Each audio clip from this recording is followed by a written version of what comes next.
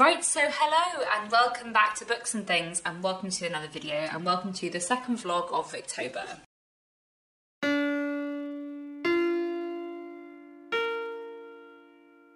So today is Tuesday the 17th of October, so just over halfway through Victober, and I have read 4 books so far in Victober, which I spoke about in my previous vlog, and I'll talk about more in my wrap-up at the end of the month. And then I'm currently reading 2 things, and so I have been listening to The Way We Live Now by Anthony Trollope on audiobook for a little while, and I'm a bit behind the read-along schedule, but I'm hoping to catch up quite soon because I am getting through it a bit faster now that I'm just listening to that on audiobook, and it's really good. I have read it quite a few times before. It's one of my favourites, so that's been really fun. Then the other book I started reading yesterday is another book by Anthony Trollope, because you know, one Anthony Trollope book in Victober is not enough. So I'm currently reading An Eye for an Eye, which is quite short.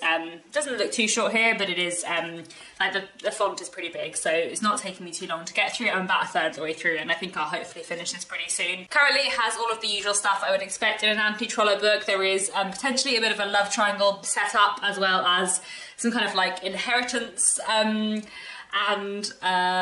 marital pressure stuff going on. But one thing that's quite interesting about this Anthony Trollope book is that there is an introduction to it, like a prologue, set in an asylum, and we know that one of the characters in this book is going to end up confined in an asylum, but we don't know why.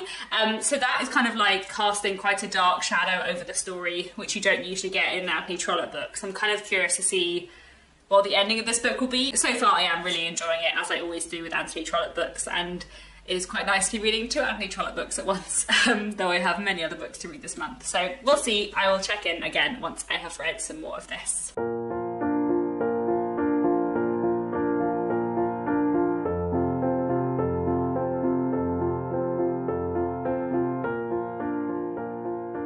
Hello again. I wanted to check in today because I finished reading An Eye for an Eye by Anthony Trollope yesterday, which was so good.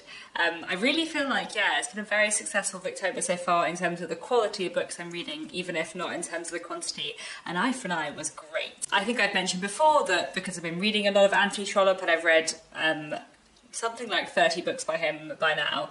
Sometimes he does repeat plots, and sometimes you get books which feel a little bit repetitive, and then you get something like An Eye for an Eye, which does not feel repetitive. It's a really interesting book. So it has a lot of the like things you expect in an Anthony Trollope novel.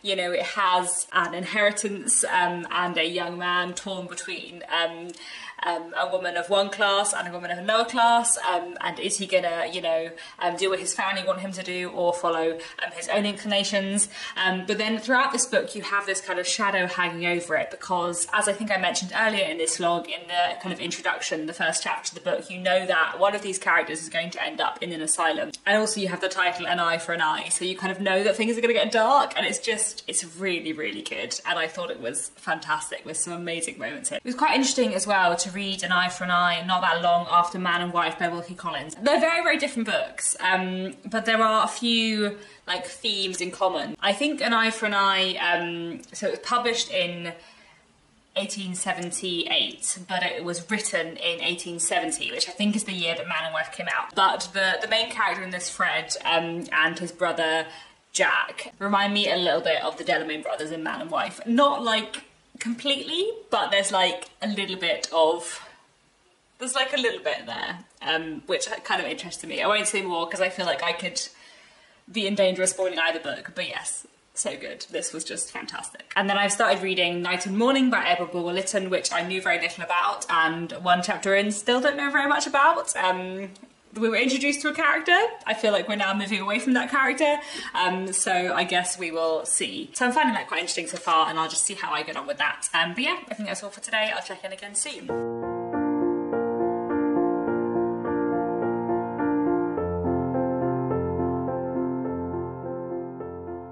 Hello again. I thought I would film a clip for the Victober vlog today because I'm having a bit of a reading day. So I'm going to do a separate vlog for today and all the books that I managed to read today. I'm going to read a bunch of short Victorian things, plays and poetry and novellas, which should be fun. So I won't go into too much detail on this vlog because there'll be another vlog, but I have just finished reading Afternoon by Ouida, and I'll let you know what I read at the end of the day and what my favourite thing is. I thought it would be nice to film a reading vlog today because I just had a sofa delivered. So I've been meaning for a while to get a sofa in my office so that I can read in here as well. I think I mentioned on my channel months ago that I was redecorating this room, and I've been redecorating and refurnishing it very slowly. And the sofa bed, which I was waiting for, has arrived today, which is very exciting. So now I just need to get curtains and new bookshelves, and then I'll be done. That's still quite a lot of stuff, but I really like having the sofa. It's very nice. I'm looking forward to sitting on this and reading. And that's all. I'll let you know at the end of the day how much I actually managed to get read today.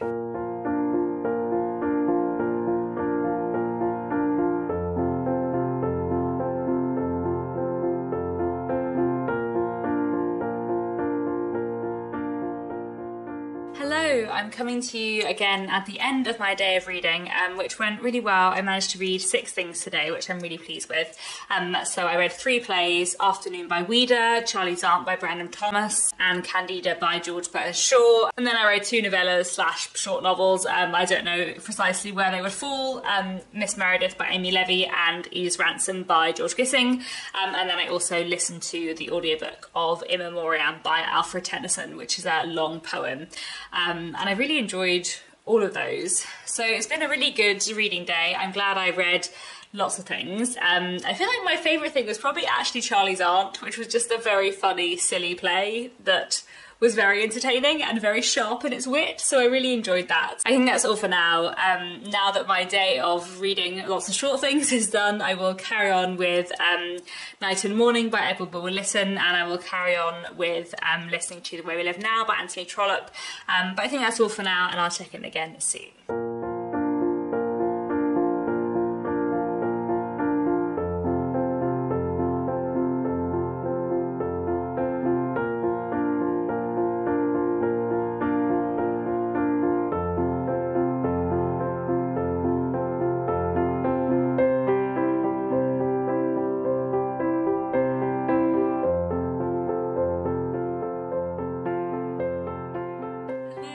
Wednesday the 25th of October, so less than a week left to go till the end of Victober. I am making decent-ish progress with Night and Morning-ish. I am like a third of the way through. It's quite a long book, and I'm enjoying it so far. It's very Dickensian in some ways, although it definitely doesn't have like the humour of Dickens. It's like grim Dickens. So Night and Morning has a slightly similar setup to No Name by Wilkie Collins, where we're following a young man, and there is some dispute about whether his parents were or were not married. So there's some dispute about his legitimacy, meaning that he can't inherit. And we basically follow this young boy after his father's death and his efforts to kind of survive in the world, being completely penniless and having to fend for himself. So I'm really enjoying that so far. And then I've also started reading Goblin Market and Other Poems by Christina Rossetti. I have read most of these poems before, but not all of them. And I'm really enjoying that so far. I really like Christina Rossetti's style. And then I've been listening to The Way We Live Now quite a lot as well. I am getting near the end of The Way We Live Now, and yeah, it's just so good. I love it so much. Today I have been reading a bit of Goblin Market on my lunch break, and I've also been drinking some creme brulee rooibos tea, which is really nice. So this is a tea from a company called Brew. I'll leave more information about them down below because I've got a discount code / affiliate link. So if you fancy getting some nice loose leaf tea from Brew, then you get 15% off and I get 15% commission. So I'll leave links down below in case anyone fancies some nice tea. They sent me a new tea box last week, and I've just been trying out the teas so far. So I've got a nice white tea and a nice mango oolong tea, and then this creme brulee flavoured rooibos tea, which is really nice and a bit sweet, but like not too overpowering. So I'm really enjoying that too. I think that's probably all I have to say for today. I will keep on with my reading and I'll check in again soon.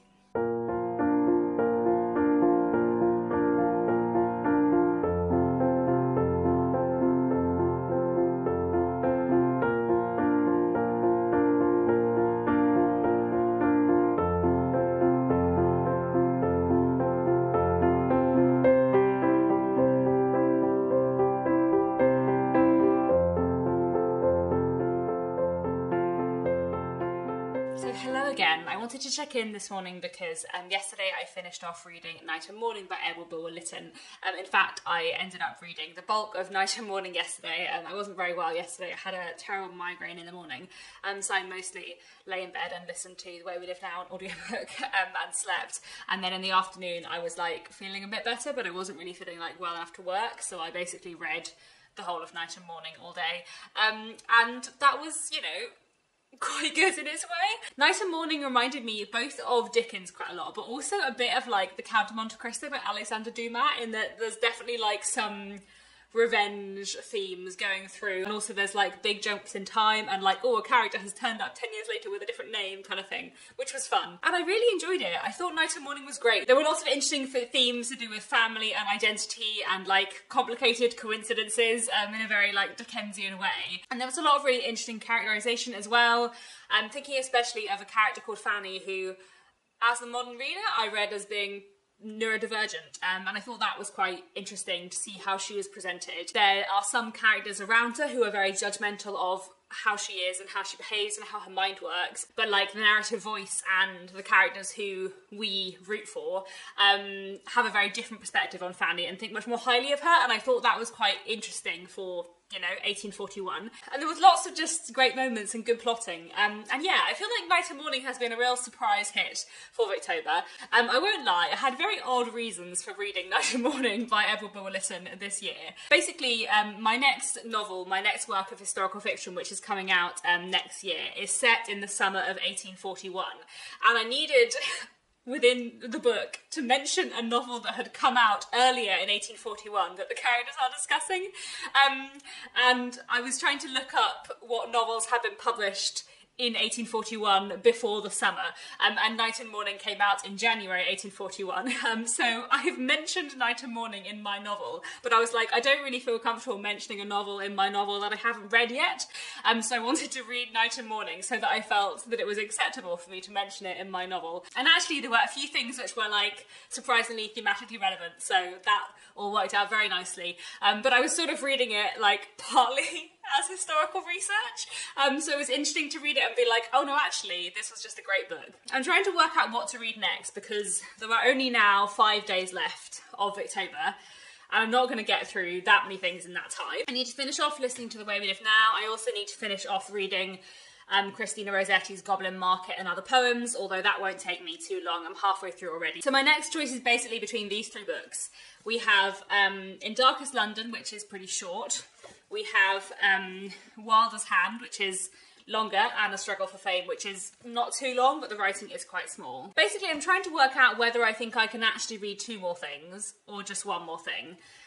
So I think probably I'm going to pick up In Darkest London, because this is short, and see how quickly I get through that. Because there's only 5 days of October left, but they are 5 days including a weekend. So I'm going to see how far I get through In Darkest London, and then if I manage to finish that and I've still got time, then I will read either A Struggle for Fame or Wilder's Hand. Someone was talking about A Struggle for Fame on the Discord server and saying that it was really interesting, so maybe, let's see. I'll see how I go in the next couple of days anyway.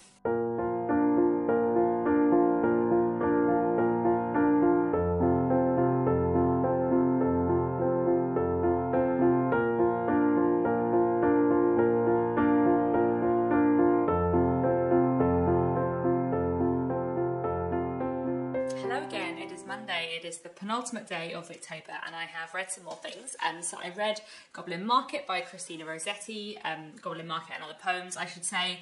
I had read the majority of poems in here before, and I really enjoyed it. I always really like Christina Rossetti, some poems more than others, as always happens with the collection, but yeah, in general I really enjoyed this. And then I read In Darkest London by Margaret Harkness, which I just finished now. I would say that this has all of the misery of George Gissing's The Netherworld without any of the things that make The Netherworld truly wonderful as a piece of art. To be honest, I think this is meant to be less of a story about characters and more of a sort of like slightly episodic look into the social problems in Whitechapel and other bits of East London in the late 19th century. So although it is a novel, I feel like it has a slightly different purpose from the majority of novels. One thing I did find really interesting in this book is the examination of a lot of different kind of like schools of thought and ways of doing things that were kind of on the rise in the late 19th century. It follows this young Salvation Army officer who is kind of trying to help the very poorest people in Whitechapel, but then kind of on his encounters he meets a lot of people with a lot of very different views. So one person who he comes into contact with a lot is an agnostic. There's people who are vehemently socialist, who have very strong opinions on kind of the woman question, as it was called at this point in time, you know, the new woman movement, and there's a lot of like really interesting kind of discussion of ideas that were around in the late 19th century. So I feel like basically this is a really, really interesting work to look at as a historian, but like it's not that good as a novel. And so now there is you know, a day and a bit of Victober left to go, so I need to finish off The Way We Live Now by Anthony Trollope. I've got 1 hour left on the audiobook, so that's absolutely fine. And then because I like to live on the edge, I started a new book. I started reading A Struggle for Fame by Charlotte Riddell. I'm not very far through, I've read a few chapters. Do we think I'm going to finish this by the end of tomorrow? It seems very unlikely. However, while I do have some work commitments tomorrow morning, I owe myself some time off in lieu from having worked like quite a few weekends in October. So I might like give myself tomorrow afternoon off / finish work early, and then I could sit down and read through a lot of A Struggle for Fame. Maybe. We'll see. We'll see how tomorrow goes. I'm enjoying it so far. 2 chapters in, it's great. I probably shouldn't start a new book on the penultimate day of Victober, but let's live on the edge. If I finish it in November, I finish it in November.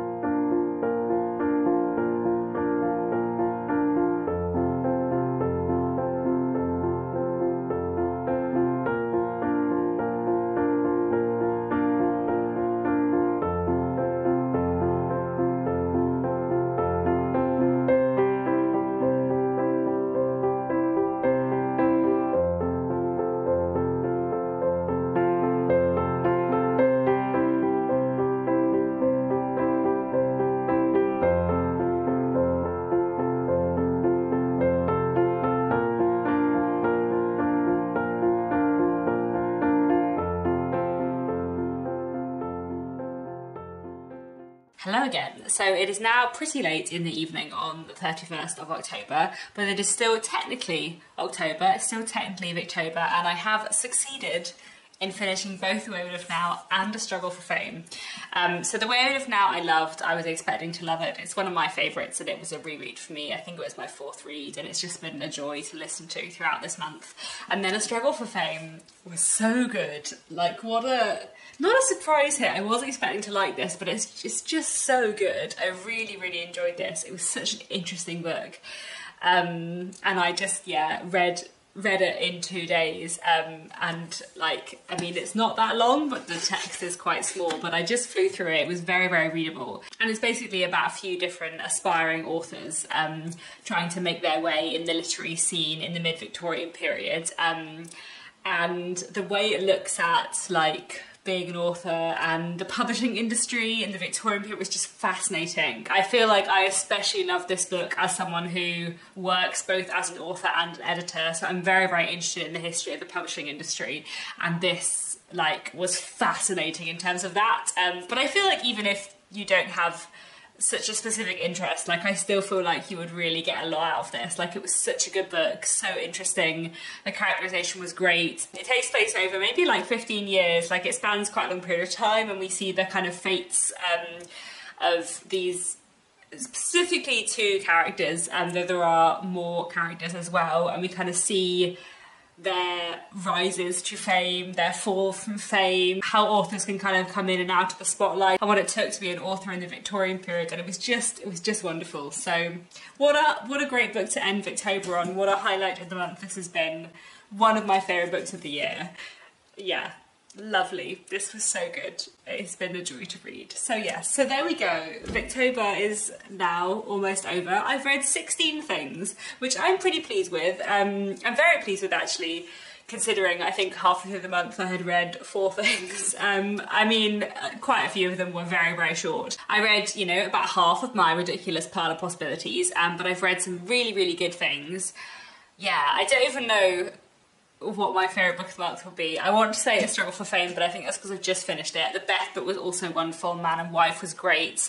An Eye for an Eye was great. Like, I've read so many good things this month. Yeah, I feel like in terms of the quality of what I've read, this Victober has been one of the best. So that is all for now. I hope you enjoyed this Victober vlog. Please do let me know, how did your Victober go? What did you read? What was your favourite thing? And I'm back very soon with another bookish video.